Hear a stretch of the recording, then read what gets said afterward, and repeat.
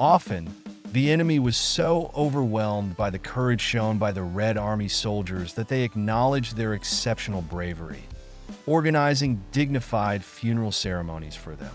In the armed forces of many countries around the world, there is a centuries-old tradition of giving due respect to soldiers and officers of the enemy, who, in the course of hostilities, displayed incredible courage, unwavering steadfastness, and a willingness to sacrifice themselves, as well as those who defended their positions to the last breath, not laying down their arms even in the most hopeless situations. For military personnel, this serves not only as an expression of professional respect for bravery, but also as a powerful educational example. Take an example from the enemy, whose courage has earned the right to be buried with full military honors at the site of their last battle. The Wehrmacht was no exception to this rule, at least in the initial phase of the war, despite all the efforts of Goebbels' propaganda machine. Such cases did indeed occur. Not all of these facts received widespread recognition, but there is sufficient documented evidence. It is simply impossible to present all of them within the framework of a single video. So I have selected 7 of the most striking and illustrative examples that characterize this phenomenon. Number 7. The machine gunner at the oak tree. In the summer of 1941, in the Brest region, a company of Red Army soldiers was assigned the combat task of occupying defensive positions near the town of Pruzhany, in order to hold back the advance of German troops for as long as possible. The soldiers organized trenches at the edge of the forest. A machine gunner, in turn, chose a very unusual firing position: the hollow of a huge old oak tree, which provided him with good camouflage and protection. Faced with stubborn resistance, the German command called in air support. As a result of a massive air raid and a flurry of infantry fire, almost the entire company was quickly destroyed. Nevertheless, they were unable to advance further. The only surviving machine gunner continued to fire, forcing the Wehrmacht soldiers to take cover. The powerful wood of the ancient oak served as reliable protection against bullets and shell fragments. The fierce battle lasted for more than 3 hours. The German troops suffered significant losses, losing about 100 soldiers and 3 officers. It was only possible to destroy this makeshift pillbox by direct artillery fire, as the oak tree could not withstand a direct shell hit. When the Germans learned that their attacks had been held up for so long by just one Soviet soldier, they were amazed by his courage. Paying tribute to his steadfastness and heroism, the fighter was buried with a military salute near the site of his last battle, the oak tree.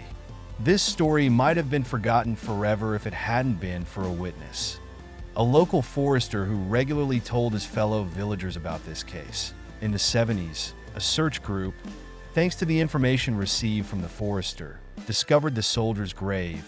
Fortunately, a soldier's medallion was preserved, from which the hero's name became known: Grigory Kozevnikov, a 19-year-old Cossack from the Stavropol region. Number 6. The border guard who refused to surrender. This story was told by a former Waffen-SS officer, Antanas Stankus. His regiment was conducting an operation to clear the captured Brest fortress. After the resistance of scattered groups of Red Army soldiers was completely suppressed, and all the casemates had been thoroughly inspected, the regiment was lined up on the parade ground for a ceremonial formation.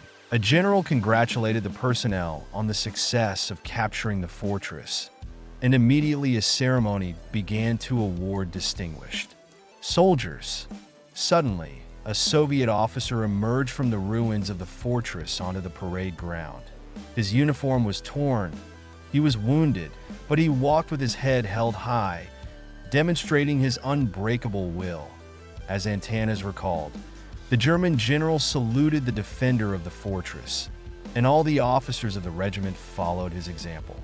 However, it soon became clear that the Red officer had no intention of surrendering at all. He suddenly pulled out a pistol and shot himself in the temple. After checking the documents, including party and military IDs, it turned out that he was from the Chechen Ingish SSR, a senior lieutenant of the border troops. His last name was Barkanov. I remember it clearly. We were ordered to bury him with proper military honors. He was buried under a gun salute. I do not know what religion he belonged to, but we installed a tall wooden post on his grave. Antanas Stankus wrote in his memoirs. Number 5. The gunner against Guderian's tank column.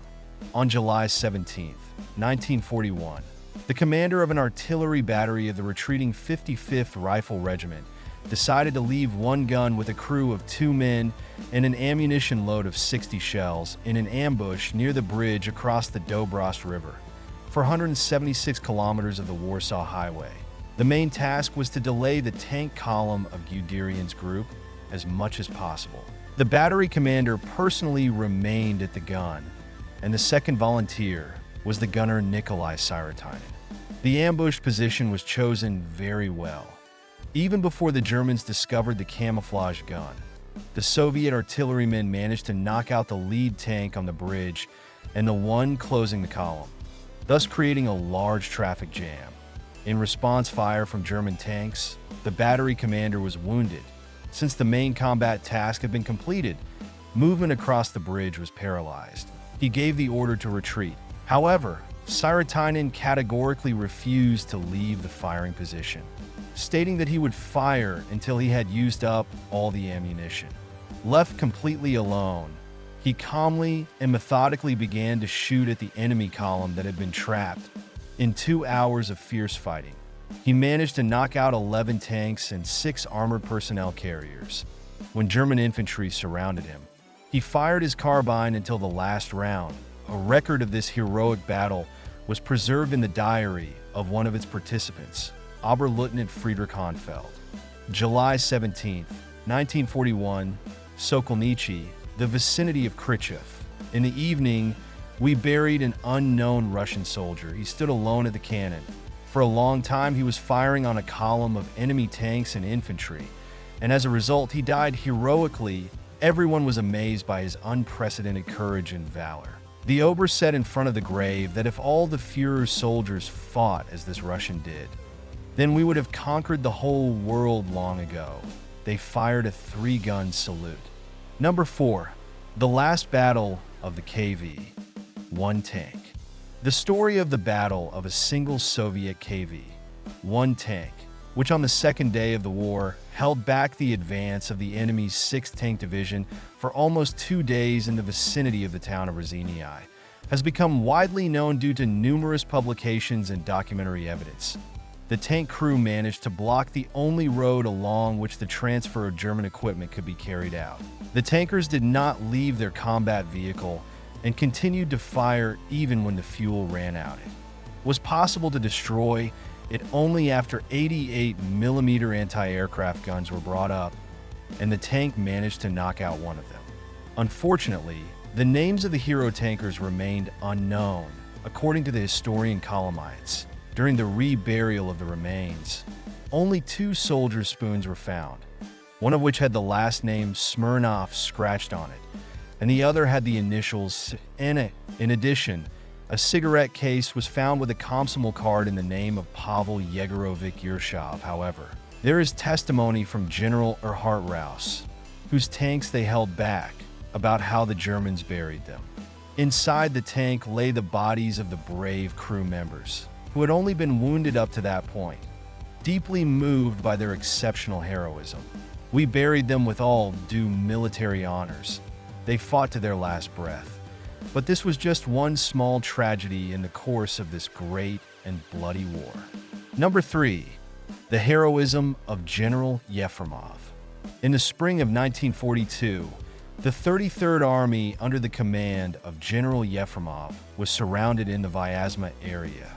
The Stavka sent a plane for the commander, but the general categorically refused to leave his soldiers, ordering the wounded and the banners of the army to be loaded onto the arriving transport plane. They broke out of the encirclement in separate groups. The group, which included General Yefremov, was ambushed. During the ensuing battle, the commander was seriously wounded and could no longer continue moving. Realizing that he could not be taken prisoner alive, the general shot himself. The German troops buried him with all military honors, according to the memoirs of the veteran of the 33rd Army.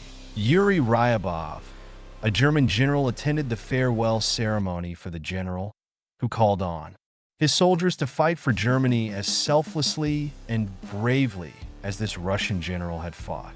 According to some historical data, this general was the chief of staff of the 6th Army, Arthur Schmidt, who described this tragic case in detail in his memoirs.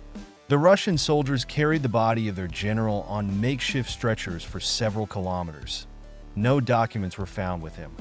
I ordered him to be buried with honors in the main square. The grave was dug by Russian prisoners of war and local residents. I said that the valiant army of the Fuhrer respects such heroism and courage. By my personal order, a plaque with text in Russian and German was installed on the grave. Number 2. The feat of the signalman. During one of the battles at the beginning of the war, a Soviet signalman, left alone on the front line, continued to maintain communication between units despite intense shelling from German troops. When his position was surrounded, he fired until the last round, and then blew himself up with a grenade along with the approaching German soldiers so as not to be taken prisoner. German officers, struck by his self-sacrifice and steadfastness, gave the order to bury him with military honors, placing a small commemorative sign on his grave. Number 1. The unknown sniper. In one of the battles, German troops encountered an incredibly accurate sniper who, taking a favorable position, kept them under constant fire for a long time, despite all the efforts of the German soldiers to suppress the sniper's firing position. He continued to fire, inflicting significant losses on them.